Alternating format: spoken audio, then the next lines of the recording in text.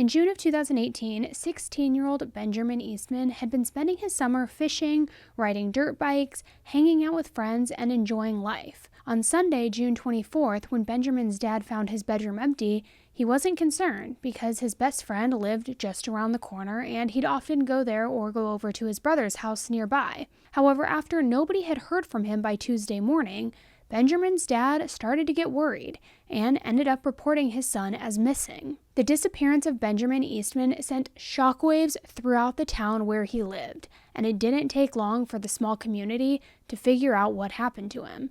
However, nobody was prepared for the seemingly senseless details surrounding this case, and they were even less prepared for the shocking twist that would reveal the hidden motive behind his disappearance. Deception, betrayal, and dark secrets were at the heart of this story, and it turned out that the truth might not be what anyone had initially thought. In this video, we will explore the twists and turns of this case and try to uncover the truth behind what happened to Benjamin Eastman, and most importantly, why. Hey guys, I'm Elise. This is 10 to Life. Let's jump right in.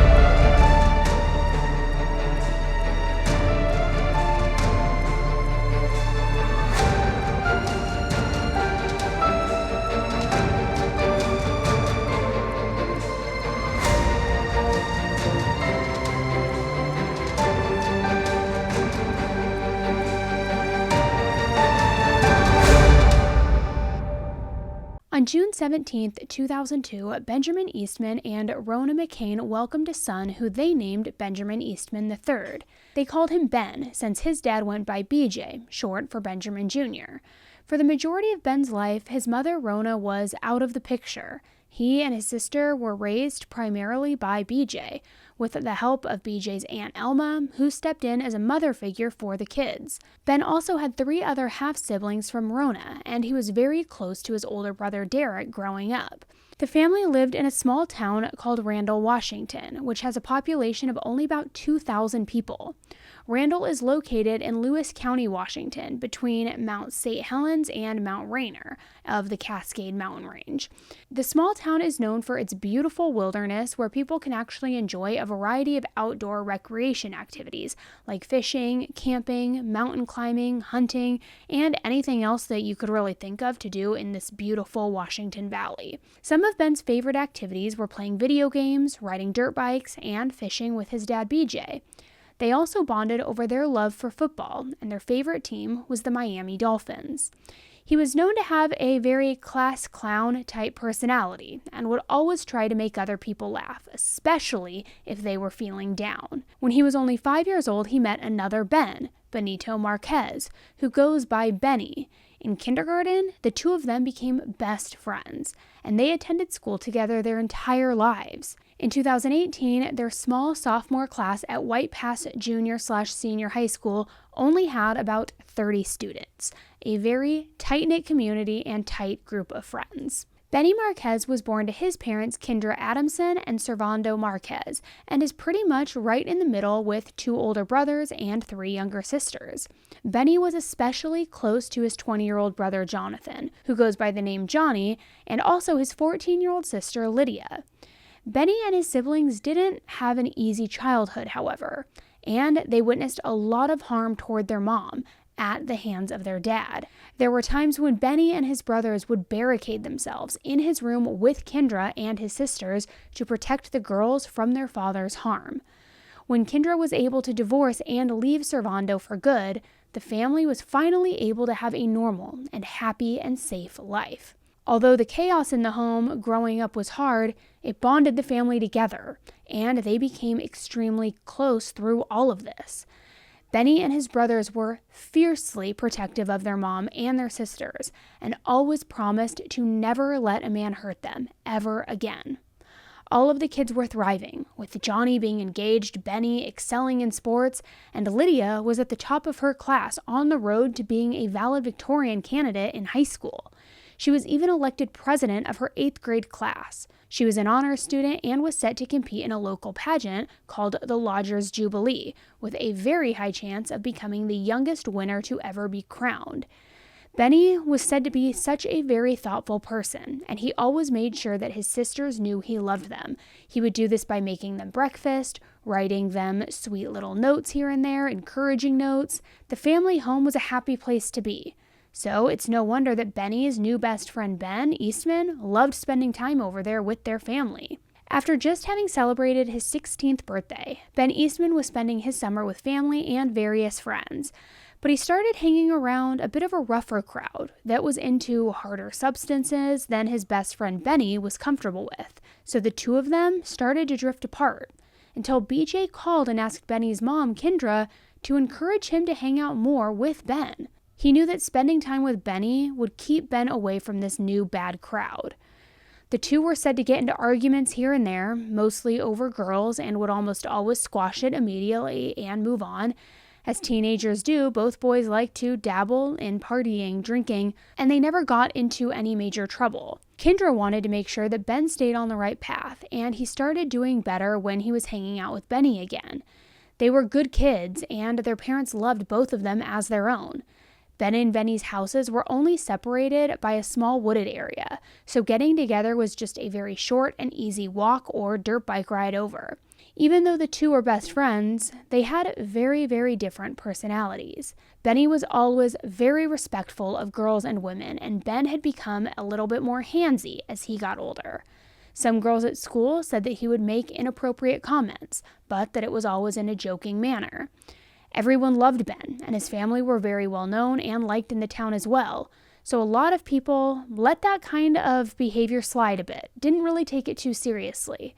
However, Benny made it clear that Ben could never try that crap with his sister Lydia, and he even told his sister to start wearing pants instead of shorts when Ben was around. Not necessarily a normal comment you would make. On June 13th, Lydia had a party to celebrate her 8th grade graduation and ending the year on the honor roll.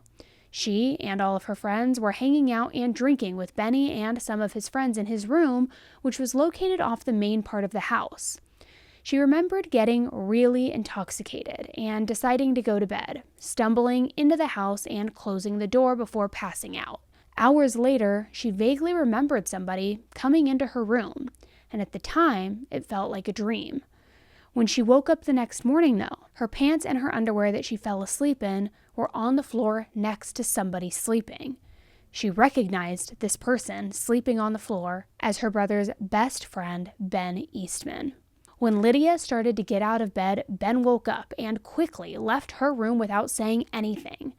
She noticed bruises on her thighs and her wrists, and she started to remember somebody holding her down while she tried to push them off of her.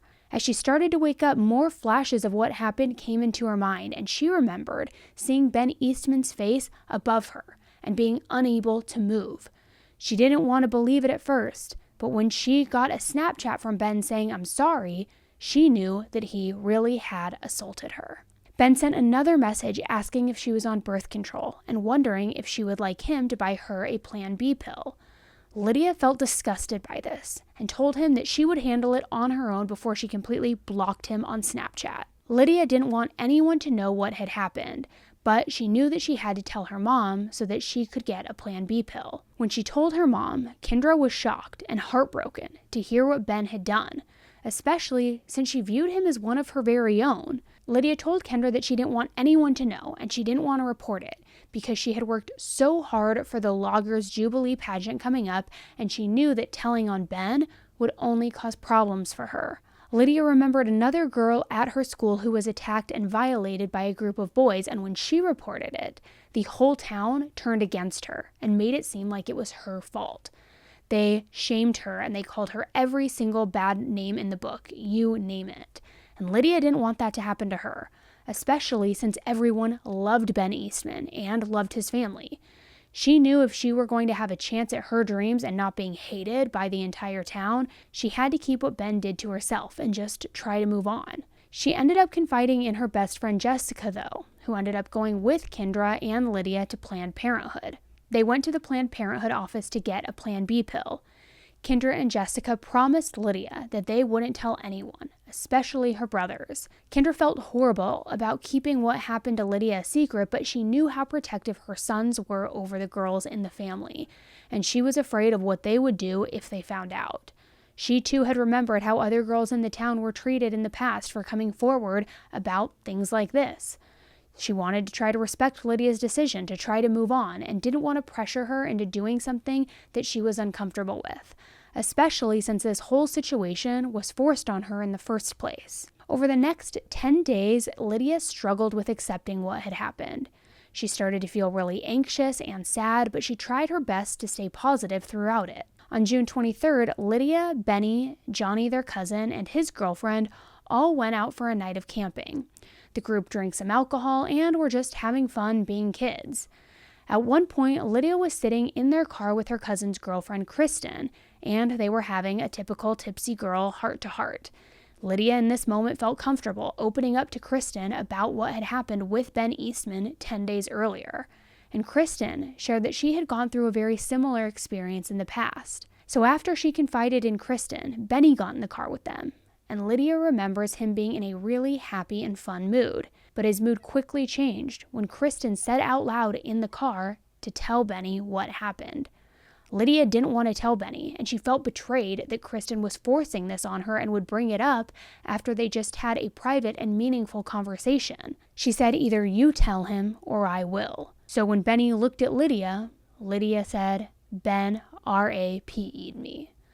Lydia remembers how the look on Benny's face just instantly changed, and there wasn't any question in his mind that she was telling the truth. Benny knew his sister would never, ever lie about something like this, not in a million years, and especially about someone that they had known their entire lives, and that they all loved their entire lives.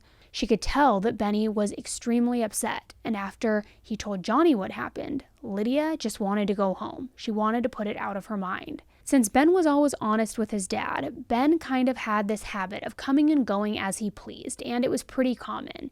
He would either be at Benny's house and Elma's house, or he would be out with his new group of friends, sometimes even his half-brother Derek's house, and in such a small town, his dad BJ never had to worry too much about where Ben was. He was going to be at one of these places. And BJ considered his son his best friend, and there was a level of trust between them, that if Ben were ever to get into any trouble, he would never have a reason to lie to his father about it. Even if they got into disagreements, Ben would just go over to Elma's house to cool off and then would be back, and they would always repair it. So on June 23rd, that same Saturday as Lydia and Benny's family camp out, during the day Ben and BJ had been fishing, when some of Ben's buddies showed up and asked him to come and play video games.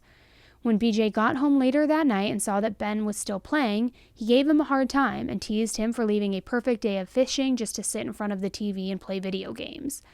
Ben told his dad he'd probably like the game if he tried it, and convinced BJ to try it out for himself. The two of them stayed up late together, goofing around up until about midnight, and playing this game together, before finally BJ got worn out and decided to head to bed. They told each other "I love you," like they always did before BJ turned in for the night, and they went to sleep. The next morning on Sunday, BJ woke up at around 8 or 9 a.m. and saw that Ben wasn't in his room. He figured that Ben probably snuck out in the middle of the night to go to Benny's, even though it wasn't really like sneaking out since he was allowed to go there. BJ also knew that Benny's grandparents owned a nearby campground in Randall, and that there were a lot of dirt bikes and ATV trails, bonfire areas, things like that. A lot of things to do. Ben and Benny had been planning to go camping there at some point in the summer, and BJ thought that maybe they might be working out their plans, or had even left early to go and do that. So on Monday, BJ went to work as normal, and Ben, still not being home, didn't really strike him as unusual. It was really common for him to hop between houses, especially in the summertime. However, on Tuesday, BJ got a call from Elma, saying she hadn't heard from Ben in a while, which was very unlike him, and also that Derek hadn't heard from him either. So even if Ben was with a friend, he would have still let one of the family members know where he was. So BJ started looking and asking around, but no one had seen or heard from Ben. By Wednesday, June 27th, everyone was really worried, and BJ decided to go to the sheriff's office to report Ben missing. With Ben being 16 and it being summertime, the sheriff didn't really take him being as missing too seriously, and he told BJ that he probably just ran away or was off with some friends.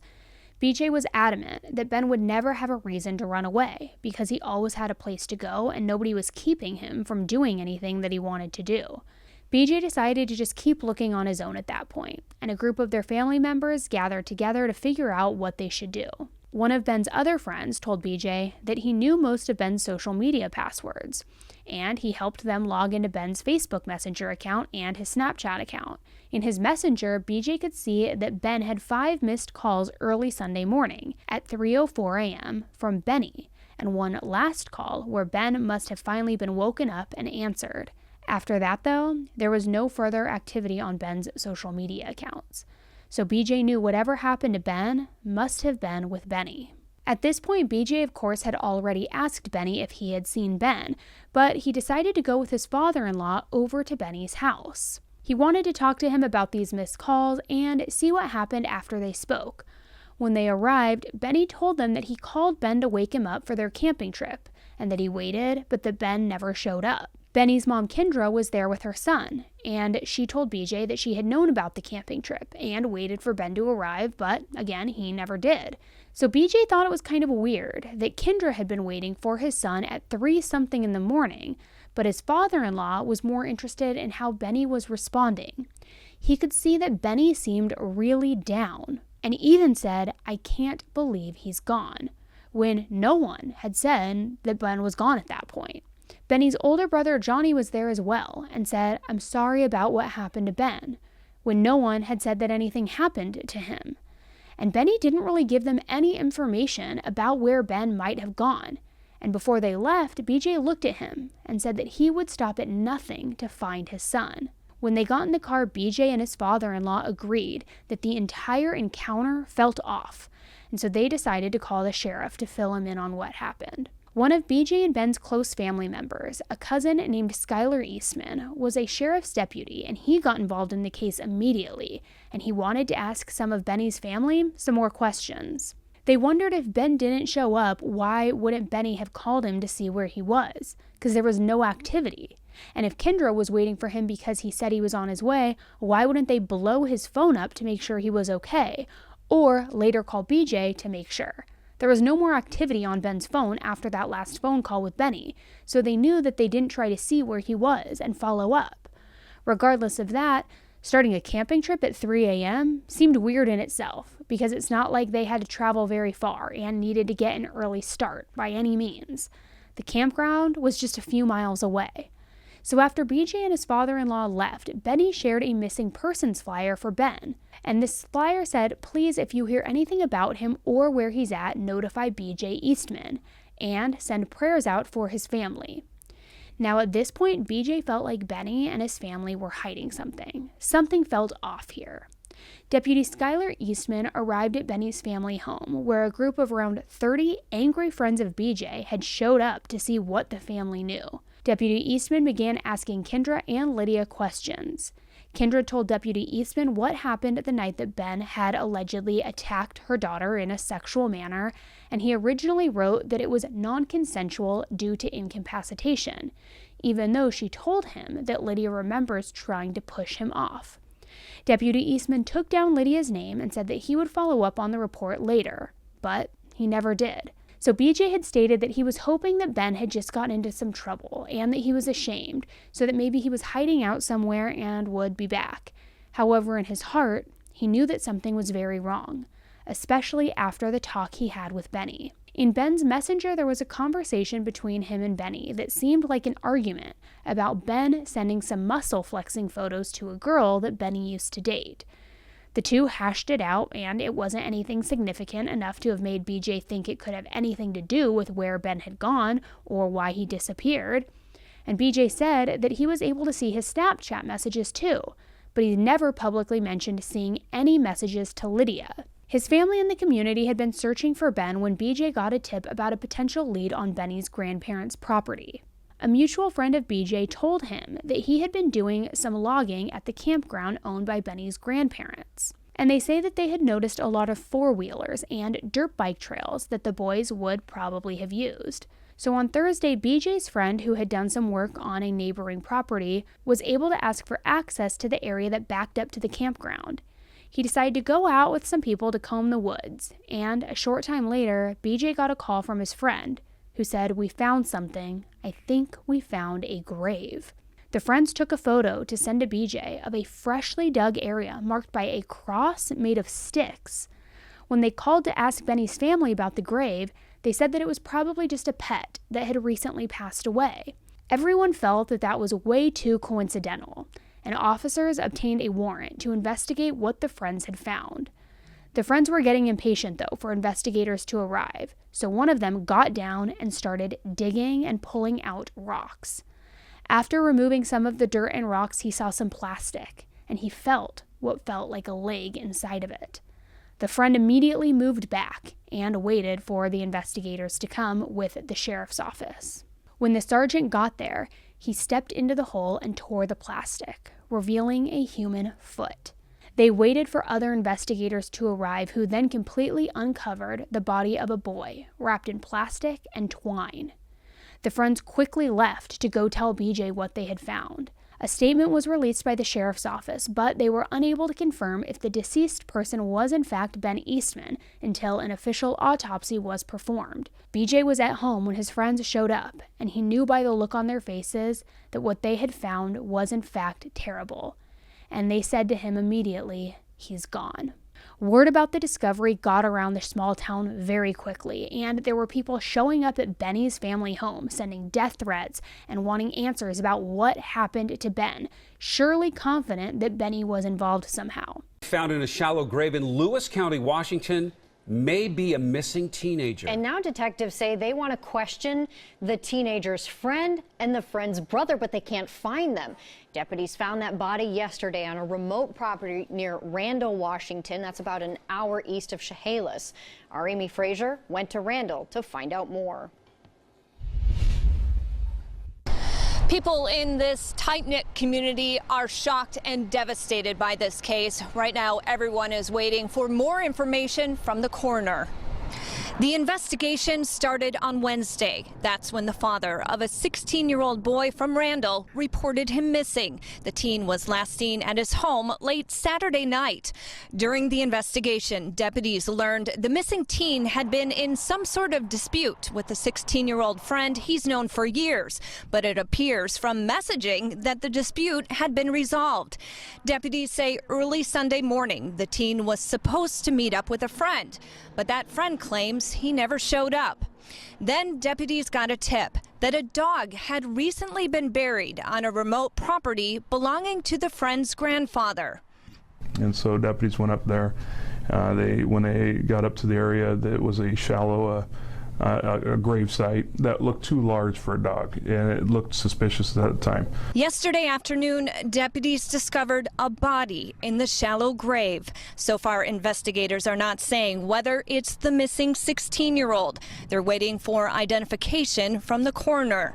Detectives also want to talk to the friend, 16-year-old Benny Marquez, and his brother, 21-year-old Jonathan Adamson. But so far, they're nowhere to be found. If you have any information that could help out with this case, you're asked to contact the Lewis County Sheriff's Office. Reporting in Randall, Amy Frazier, KOIN 6 News. So police made their way back over to Benny's house to question Benny and Johnny about what they found on their grandparents' property. When they arrived at the home, the brothers weren't there, and the officers learned that once they had caught wind of the grave being found, they fled. On Friday, the two of them were pulled over at a traffic stop on an interstate over 100 miles away in a city called Ellensburg, and they were arrested on suspicion of second-degree murder. The autopsy was conducted on Saturday, and it was confirmed to be 16-year-old Benjamin Eastman. BJ and other members of Ben's family were brought into the sheriff's office to be informed about the details of the autopsy, and they were told that they shouldn't see Ben based on the condition of his body. They discussed charging decisions, and a few days later on Monday, Benny and Johnny had their very first court appearance in a very packed courtroom. They were charged with first-degree murder, first-degree physical sexual harm, tampering with evidence, and unlawful disposal of human remains. It was also determined that Benny would be charged as an adult because in Washington, juveniles of at least 16 are charged as adults for violent felonies. Neither brother entered a plea at their first appearance, and they were both held on a $10 million bond. Are now under arrest for murder after detectives found a 16-year-old boy from Randall dead and buried on their family's property. KOMO's Gabe Cohen spoke with that boy's father today and has more. Benjamin Eastman patiently waited for this moment. Now I'll get to know. You know, some of it I don't even know if I want to know. Yesterday, 16-year-old Benito Marquez and his 21-year-old brother Jonathan Adamson were arrested on suspicion of murder for the death of 16-year-old Ben Eastman. Troopers picked them up during a traffic stop along I-90 near Ellensburg.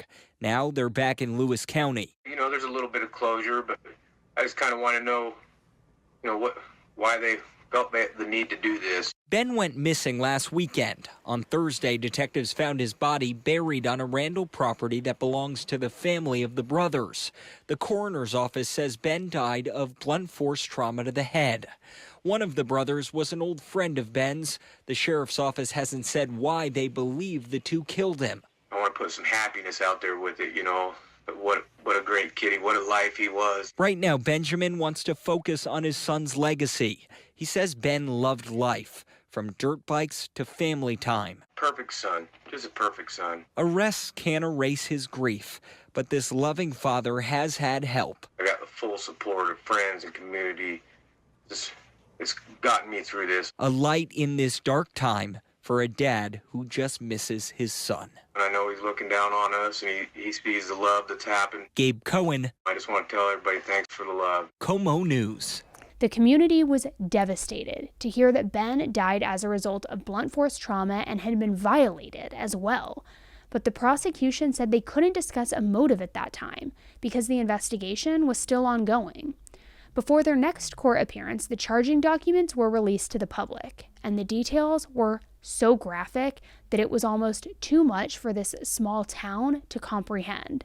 The original documents stated that Benny and Johnny had convinced Ben to go with them to the woods for a camping trip early that morning on June 24th. Allegedly, Johnny told the officers that he and Benny planned on attacking Ben when they were in the woods. The brothers picked him up on the side of the road near his house, and then once they had him alone, they jumped him and began punching him and kicking him over 100 times for 30 to 45 minutes.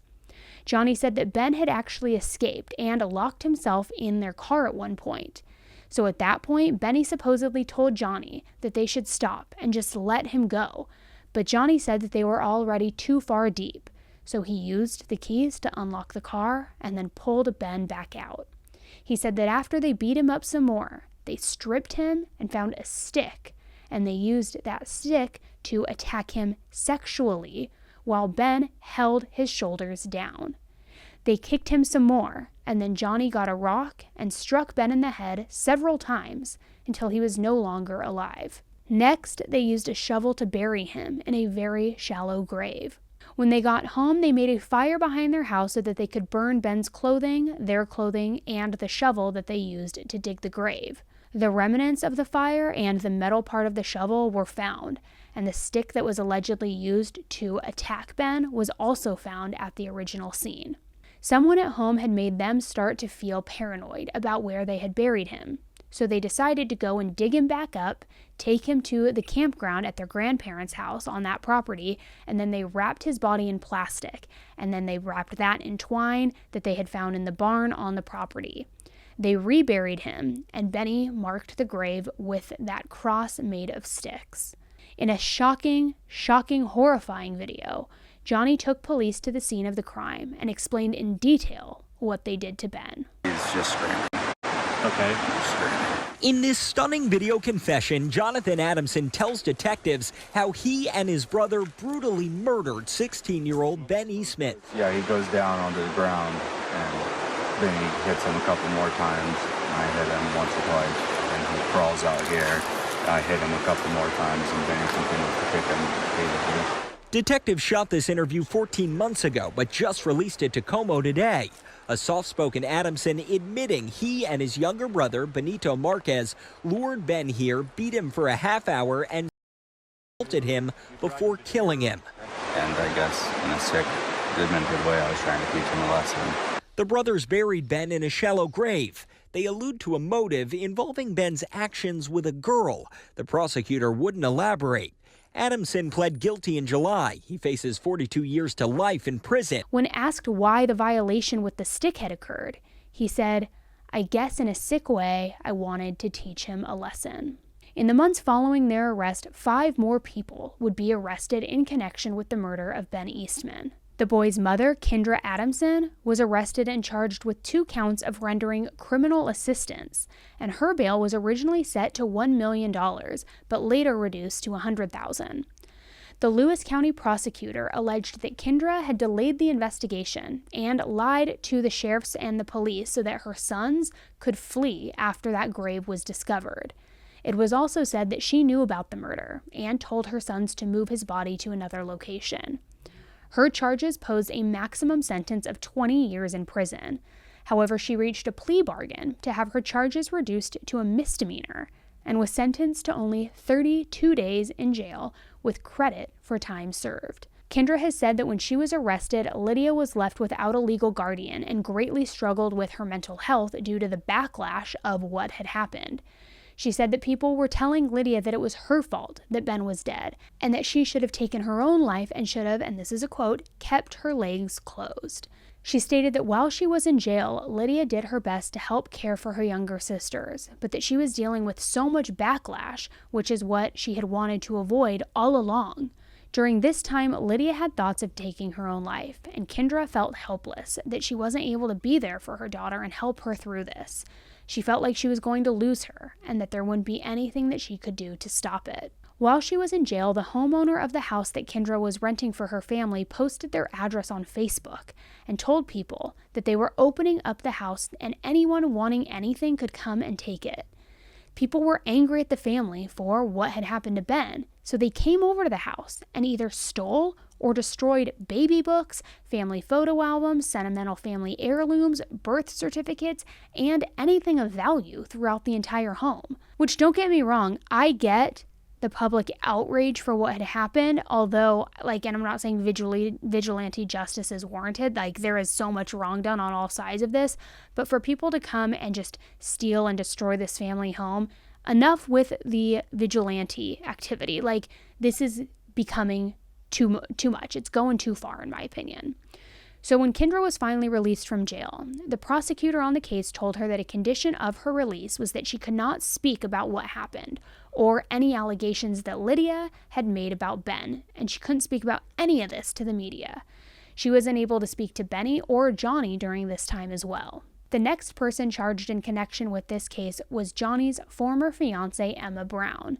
She turned herself into police and pleaded guilty to third-degree rendering criminal assistance and making false statements to police after the brothers told her what they did to Ben. She was sentenced to 90 days in jail and served 1 day before the remainder of her sentence was suspended. Another person arrested was a family friend, 17-year-old Michael Salazar. He was actually originally charged with murder because he allegedly knew about the brothers' plan ahead of time and physically stopped his girlfriend from telling an adult what they had planned to do. Michael also reportedly got Benny and Johnny clean clothes after the murder, bought them gasoline, and started the fire that they used to burn all of that evidence. However, he was able to work out a plea deal to lessen his charges from murder to second-degree assault, first-degree attempted rendering criminal assistance, and tampering with a witness. He was sentenced to 20 months in jail with credit of 418 days served. A stipulation of his agreement was that he would have to testify against another one of Benny and Johnny's brothers who had involvement in this case as well. Apparently, the known offenders in this case ran deep. The next person arrested was Michael Salazar's mother, Amanda Haggerty. She was also charged with rendering criminal assistance after she allegedly helped Benny and Johnny come up with the story to tell police when Ben was reported as missing. Allegedly, she is also the one who notified them that the body had been discovered so that they could flee the county and run before they were arrested. Amanda was sentenced to 7 days in jail with credit for time served. The last person to be arrested in this case was Benny and Johnny's older brother, Gerald, or Jerry Thompson, who at the time was 24 years old. He was charged with witness tampering after he visited each brother in jail and passed information between them while there was a no-contact order in place. He allegedly tried to help them communicate so that they could be on the same page and make decisions about their defense and their plea options. As we know, the court process can be excruciatingly slow, and it wasn't until 8 months later that court proceedings could actually continue. The brothers had been going over plea agreements with their lawyers and the prosecution, trying to work out a deal that everyone could come to terms with. With so much evidence, they were told that there wasn't much that they could do to fight the charges against them. In February of 2019, Benny signed a deal with the prosecutor for a reduced sentence where he would plead guilty to first-degree murder and to RAPE, and the other charges would all be dropped. In the deal, he also had to agree to tell the full story of what happened to Ben. His brother Johnny was also supposed to enter a guilty plea, but unexpectedly backed out of the agreement at the very last minute. However, a few months later in July 2019, he decided to plead guilty to his charges as well. Their sentencing, though, wasn't scheduled until November 2020. At the brothers' sentencing hearing, Benny made a statement to the court, and he said, "I can't really express how sorry I really am.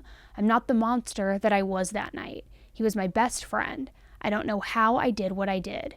It's unforgivable, but holding the hate in your heart is just going to hurt you more and more." Johnny also addressed the court, and he said, "Unfortunately, there is nothing I can do to change the past." The prosecution stated to the court that Johnny was the instigator of the attack, and they requested that he be given the maximum sentence allowed for what he did to Ben. Benny's defense attorney, Shane O'Rourke, asked the judge to take into account and take into consideration that Johnny is the one who came up with the plan and influenced Benny, who at the time was just 16 years old. Attorney O'Rourke stated that the more brutal aspects of the crime were carried out by Johnny, and at one point Benny begged Johnny to stop. He said that immaturity and his age played a role in going along with his brother's plan, and that since he was arrested, he had been honest with investigators, had met all of the requirements of his plea deal, and showed signs of true remorse. That being said, he was responsible for luring Ben out of the house that night, and participated in some of the injuries that led to his death.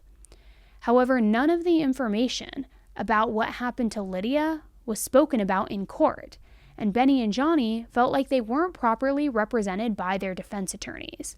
They felt that their state of mind during the time of the attack could have at least played a role in their sentencing. They felt coerced into signing plea agreements that they didn't want to sign, and that they were made to feel like they had no other choice. However, these issues wouldn't be brought up until way later, and not before the brothers were sentenced. On November 23, 2020, nearly 2 years after Ben's death, Jonathan was sentenced to 563 months, or nearly 47 years, to life in prison. And this is for first-degree murder, first-degree RAPE, second-degree kidnapping, and witness tampering. Benny received a total of 260 months, just over 26 years, also for first-degree murder and first-degree assault. Due to his age, he will be eligible for early release after 20 years. During the trial, the brutal nature of what happened to Ben captured many media outlets' attentions, including the Dr. Phil show. BJ and Ben's brother Derek made an appearance on the show to share Ben's story. On the show, you can see how much Ben was loved by all of his family and, most of all, by his father, BJ. All he was focused on was getting justice for his son, and he was in the front row at every single court appearance related to this case. Benny and Johnny's family and friends obviously received a ton of backlash for their role in what happened, especially after the Dr. Phil show aired, and the brothers were looked at like savage monsters. However, none of the lawyers, the TV shows, the articles ever discussed a concrete motive, and it made what Benny and Johnny did seem even more senseless and evil. Nobody on the outside could understand what would make Ben's best friend in the entire world and his brother want to brutally beat, attack, and kill him. On the Dr. Phil show and in the media, BJ seemed to minimize the Snapchat conversations that he found between Benny and Ben, and sometimes wouldn't bring it up at all. He was also vague about Ben possibly having a crush on one of Benny's younger sisters, and he made it seem like he was unaware of the motive. But by the time that Dr. Phil was filmed, he was more than aware of what Lydia had said happened. To the community and media's understanding, Ben and Benny had been in a petty argument over an ex-girlfriend. After the sentencing and the Dr. Phil show, everyone thought they knew the truth behind what happened to Ben and believed it was a senseless act carried out for no rhyme or reason. However, in 2021,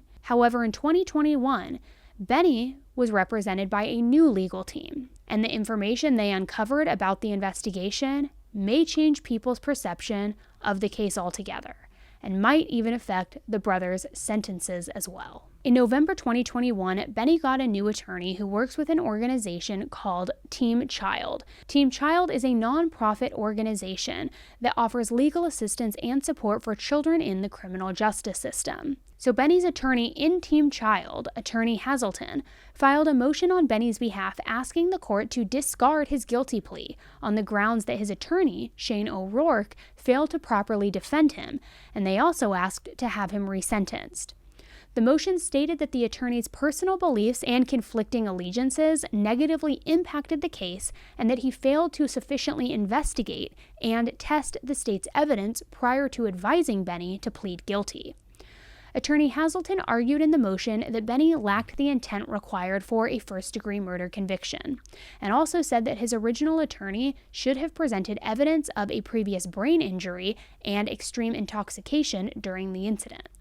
She said that his attorney and the prosecutor used coercive tactics, and the prosecutor told him that he would stop at nothing until he made sure that Benny spent the rest of his life in prison. Most importantly, the attorney failed to provide the judge with evidence that could have given insight into Benny's state of mind during the murder, and mitigated his actions based on the reasoning behind it. In addition to the motion, Team Child helped put together a website called BenitoMarquez.com, What Really Happened. On this website, in addition to Benny's poor legal representation, the motive for what happened to Ben was revealed, as well as the documents that will be used in the motion. Benny's new attorney wrote that the detective who initially interviewed Lydia and was a key investigator in the case was a close member of Ben Eastman's family. She stated that because of the sister's report of this RAPE to Benny and Johnny, that was the catalyst for the sequence of events that unfolded, and that it was critical that the sentencing judge understand that such a report was not haphazard, drunken accusation, but a shameful secret that was unearthed from hiding, and that when it was revealed, it was indisputably felt and understood as a real harm that had happened to their sister. She claimed that the prosecutor on the case gave a distorted characterization of the reason behind the murder, and that his attorney's failure to correct this mischaracterization negatively affected his sentence. It's also been alleged that several of Ben's constitutional rights were broken when he asked for a lawyer and they continued to question him, and when he was questioned without a parent present as well. In a declaration to the court, Benny wrote the following. My name is Benito Benny Marquez. When I was a kid, my mom and dad were still together, and my dad was really harmful and violent. He had a problem with drugs, and he would get really violent on a regular basis. I remember being 3 or 4 years old and banging on my parents' door because I could hear my mom screaming for help and my dad hurting her. After my dad was done beating up my mom, he would usually leave the house to get more drugs or something. I would hug my mom while she cried on the couch, and I told her that I would protect her when I got bigger. When I got older and my little sisters were born, me and my brothers Jerry and Johnny started barricading everyone into one room at night to sleep so that the girls would be safe. We'd put the girls and my mom, who was pregnant with my littlest sister, on a mattress far away from the door, and then Johnny and Jerry and I would push a second mattress up against the door and we'd all sleep on it so that our weight kept my dad from being able to force the door open to get to us. My dad was strong and big. After my mom and dad got divorced, things got a lot better for all of us. Our family was so close, and we did everything together. Me and my brothers agreed that after our dad left, no one was ever going to put their hands on our mom or our sisters again. It was our job to protect them as the men of the house. When I got arrested, my mom and grandpa hired Johnson or to represent me and my brother. I don't know exactly what happened, but they told me at some point that they were going to have to step down from Johnny's case to represent just me. I was okay with that. I only met Scott Johnson and Derek Orr a few times, but they seemed good at what they did.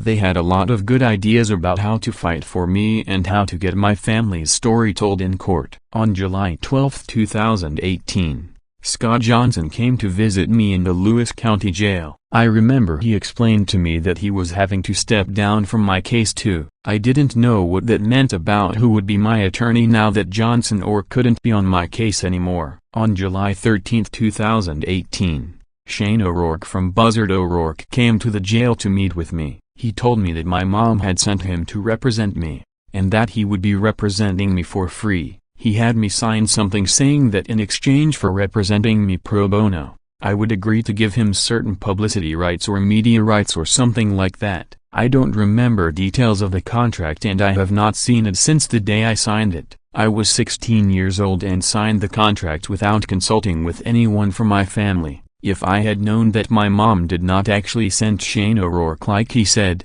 I would not have signed the contract agreeing to let him represent me. Before he showed up at the jail that day, I had never met Shane O'Rourke. I remember feeling like Shane was a gift from God, a free attorney that was going to do a good job on my case. I was really hopeful. I was wrong about that. I had never been arrested or charged with a crime before this case. I had never been in jail, and I had never been in a situation where I couldn't talk to my mom or my older brothers about big life decisions. I didn't know what any of my rights were with my own lawyer or with a prosecutor. I just did what I was told and tried to advocate for myself and my family whenever I could. I was held in solitary confinement in an adult jail for over 2 years. I would spend 23 hours a day in, and get 1 hour out to make calls or do whatever else I needed to do. I told Shane O'Rourke and the jail staff at the Lewis County Jail that I was suffering severe mental and physical health consequences from being kept in solitary confinement, not allowed to speak to my mom or brothers or any other trusted adults about the case. I was 16 when I went into solitary, and I was 18 when I came out. I called Shane O'Rourke and the Buzzard O'Rourke office all the time to try to talk to Shane to figure out when my next court dates would be and what was happening with my case. He almost never picked up. I started asking the jail staff when my next hearings were since I couldn't get a hold of Shane. The jail staff told me only my attorney could help me with those questions. I asked Shane for the discovery in my case multiple times, and asked Lewis County Jail staff multiple times if I could view my discovery or if they could get it to me since my attorney wasn't providing it. The only discovery that Shane ever dropped off for me was a psych report. It was dropped off in January 2020, after I had already pled guilty. I never got to review the actual discovery in my case, ever. I don't know how I was supposed to make a real decision about what to do in my case if I didn't even know what the case was made up of. Shane O'Rourke told me I wasn't allowed to talk about the case at all, especially to the press. My whole family had a collective understanding that if we said anything about the case to anyone, even just to each other, Prosecutor Jonathan Meyer would put all of us in jail. Shane told me that if I wanted to say in court what happened to Lydia and why I did what I did that I was technically allowed to, but it would make the prosecutor and the judge mad, and that would probably result in me getting a harsher sentence. It was obvious that Shane O'Rourke and Prosecutor Jonathan Meyer were friends, or at least had a good friendly relationship with each other. I knew that O'Rourke had worked for Jonathan Meyer at the Lewis County Prosecutor's Office before he worked at Buzzard O'Rourke. I also knew that Shane O'Rourke was married to Lewis County Superior Court Judge Joelle O'Rourke. Shane never talked to me about these conflicts and what they might mean for me. He never asked for my consent in writing or anything like that. In February 2019, I was told by my attorney Shane O'Rourke that I should take the plea agreement he and the prosecutor had agreed to. I didn't want to take that plea deal, ever. I didn't understand why I was pleading to first-degree murder, why my attorney was telling me that none of the circumstances of my mental state at the time were relevant, and why he was saying I couldn't ask for less than 20 years when I had been to the law library at the jail and I had read and taken notes on the cases about juvenile sentencing. My reading of those cases was that I could request whatever sentence I wanted, even if it was below the standard sentencing range. I knew what an exceptional downward sentence was, and I told Shane O'Rourke I wanted to ask for an exceptional downward sentence multiple times. He told me it would make the judge and the prosecutor mad to ask for anything less than the 20-something years that was in the plea deal. He told me it was the best deal I could get. On the morning I took the plea deal, I was still thinking I wasn't going to sign it. I had a dream the night before telling me I shouldn't take the deal. I told the jail guard about the dream. When Shane came to the jail, I told him I was thinking about not taking the plea. He told me that it wasn't a good idea and that I wasn't going to be able to get a better deal. The day is blurry in my mind, but I know that Shane O'Rourke sent me to the Lewis County Courthouse to a meeting with Jonathan Meyer in the prosecutor's office. I was brought to a room in the prosecutor's office with Prosecutor Jonathan Meyer, 2 detectives, and a woman taking notes. I was brought there in my shackles, like usual. When I got there, my attorney wasn't there yet. My attorney Shane O'Rourke arrived late to the meeting carrying a bag of McDonald's. He sat at the front of the table and showed me the food, and asked Jonathan Meyer to take my handcuffs off so I could eat. Meyer let me take one hand out of my handcuffs to eat the McDonald's burger. A therapy dog came into the room while I was eating. I asked if I could give some of my burger to the dog, but they told me no, he was on a special diet. It had been so long since I'd been able to see or pet a dog. I asked if I could pet the dog, and they said yes. At the meeting, Meyer talked to me about taking the plea deal. He was sitting right across from me at this conference table. Prosecutor Meyer told me that if I didn't take the deal, he wasn't going to offer me another one. He told me that he was going to try with all his might to get me a life sentence. Prosecutor Meyer told me he would go to the review board after the 20 years when I would be eligible for a hearing and say everything he could to make me stay in prison for the rest of my life, and he would show up every year. The prosecutor also told me that whether or not I took the plea would affect my brother Johnny's case. My attorney was sitting there next to me the whole time the prosecutor was talking to me like that. After that I told Shane I guessed I would take the deal. I didn't feel like I had any other choice. I never felt like Shane O'Rourke cared about me or had my best interests in mind. I have just recently discovered that my mom didn't actually send Shane to the jail, so I couldn't tell you how Shane O'Rourke ended up on my case representing me. All I know is that every time I asked for help, he never helped me. When I called him, he didn't pick up my calls.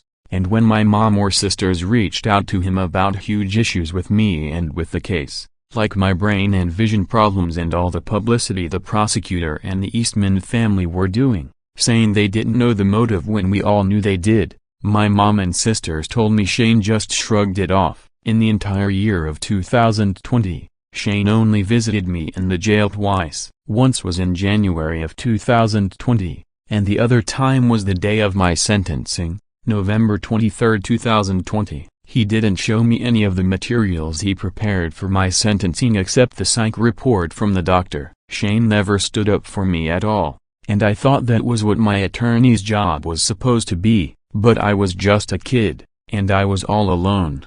So I went along with what Shane O'Rourke and prosecutor Jonathan Meyer told me. Some people believe that the reason why Benny and Johnny did what they did doesn't really matter, and that there was no excuse for what they did to Ben. On the other side of the coin, I think we have all heard someone say, or even said to ourselves, if anyone ever did that to my sister or to my daughter, I'd kill them. Some people even think that people who assault other people or attack them in that way should experience that same treatment as well as a form of punishment. However, America doesn't have an eye for an eye justice system, and I do think that what Benny and Johnny did was absolutely excessive. That being said, it's not hard to imagine two brothers just seeing red after hearing that someone that they trusted attacked their younger sister, and then wanting to go absolutely ballistic on this person. Others have accused Lydia of making up the accusations after her brothers killed Ben as a way to try to get them out of trouble. But a thorough and unbiased investigation would have proved that to not be the case, and it should have at the very least been brought to the court's attention. People can make their own assumptions about Lydia's recollection of events, but her mom and her friend Jessica could have testified that she told them about the attack before Ben was killed.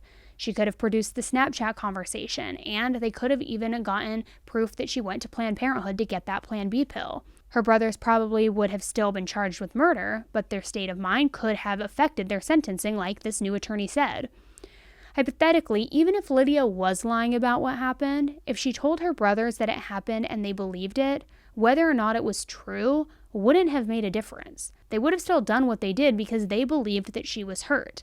However, I think that the more people take time to learn Lydia's story, the more credible it becomes. When I first heard about this case and saw the Dr. Phil episode, it felt like Ben's dad kind of beat around the bush during the motives questions and only briefly mentioned Benny and Johnny's sister. Did you know that they had this flare-up over this picture that Ben sent to some girl or something? No.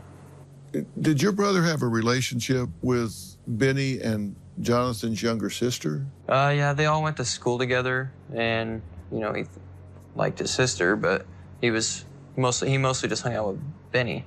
Yeah. And one report, at least that I know, cited that as the motive, that Ben's relationship with his sister was a motive for what took place. Is that ring true? Is that possible? Could have had something to do with it. And how old is she? 15. So they're about the same age?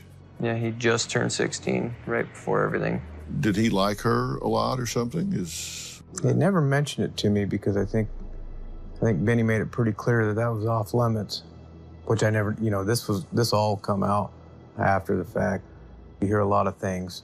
At the end, I felt like there had to be more to this story. It just didn't make sense that two young men who have never been in trouble and who thought of Ben as a family member and a brother would just randomly decide to kill him for no reason and attack him in such a brutal and personal way. Obviously, no one can say for certain what took place because one of the parties is no longer here to defend themselves. However, I do think that Benny and Johnny's family should have been given the opportunity to explain their side of the story, and to not have a show like Dr. Phil only put out one perspective for the public opinion. There are probably just as many people who would go crazy and make some pretty bad choices if they found out that a loved one was hurt, and there are so many people who think what they did is inexcusable. So regardless which side of the argument you're on that, it still should be information, in my opinion, that's told from both sides. So you can then make a better judgment for yourself of what your opinion is once you have all of the information. The media has given Ben's family side of the story, and I wanted to give Benny and Johnny's family that same opportunity. Not because I side with them or because I side with Ben Eastman's family, but because I feel like you have to know all sides of this story in order to truly understand it and make a decision and educated opinion. I was able to speak with their mom, Kendra Adamson, and she said that all she wants is the truth to be told from both sides.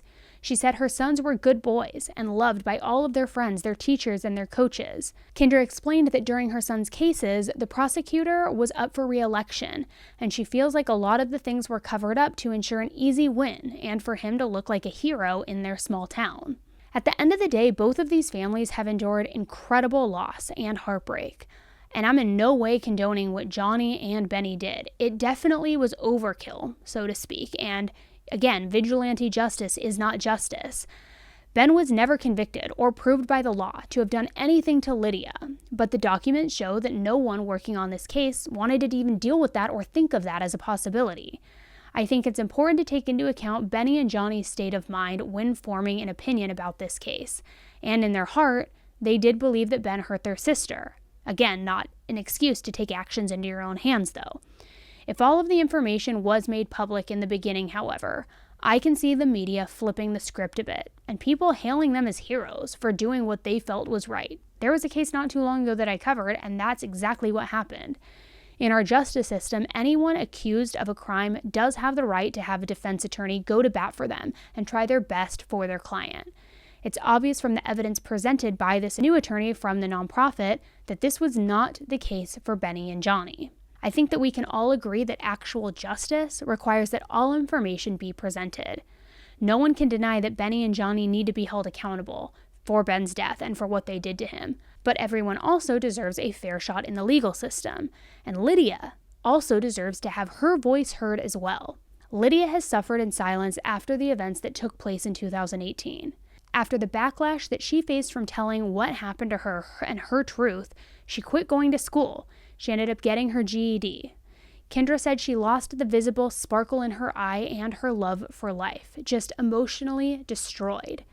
In Lydia's declaration to the court, she wrote the following: Law enforcement never even opened an investigation into my assault. They never asked me about it again. I was never questioned again, and no one asked me to turn my phone over, even though I told them I had evidence of Ben Eastman admitting to assaulting me on my phone. I thought because I had given them the Snapchat information they asked for, they had everything they needed to get the messages. The entire community turned on my family so fast. I was getting messages all the time telling me that I should have kept my legs closed, that I was probably pregnant, that I was lying about Ben Eastman assaulting me, and that he died because of me. I was 14 years old. My mom and my older brothers were locked up. I was taking care of my 2 little sisters as best as I could. But it was also overwhelming. I want to unalive myself. I didn't see a way out. So many people brought up the assault in the horrible messages they sent me, so people definitely knew about it. But no one but my family and my close friends believed me. It made me feel so dirty and gross. Every time I would see Ben Eastman's name plastered on a wall or his picture on the back of a car, I would feel sick. The entire town that I grew up in was calling me a liar and telling me that I killed Ben, because he assaulted me. It made me feel even more degraded. It made me feel like I didn't matter. On the Benny Marquez website, there are pages of documents prepared by his new attorney, if you're interested in learning even more about this case, because guys, it's a complex one. There is a very detailed investigation report as well, and this was conducted by an experienced and well-respected private investigator, and it outlines all of the significant issues in the case. Benny's case is still making its way through the lengthy appeal process, but I'm really curious to know what you think about this case. If you've heard about it before, has your opinion changed after learning both sides of the situation? Both families have suffered after what happened, and BJ especially has had a very hard time coping with the death of his son. It's extremely hard to fathom losing a child, and even harder if you find out that you may not have known everything about them. People can recognize the tragic loss of Ben while also recognizing that there are 2 sides to every story. So, what have you heard about this story? What do you believe about this story, and what is your opinion about this case? Let me know in the comment section below. Like I said at the top of this video, and I just want to give another disclaimer here, there is a lot of division and a lot of opinions on this case, so I do want to hear from you and I want to know your opinion and why. I just ask that you please keep your opinions respectful in the comments, because I know that there are going to be a lot of varying opinions on here and positions. So please keep it respectful. All right, guys, thanks so much for tuning in today, and until the next case, stay safe.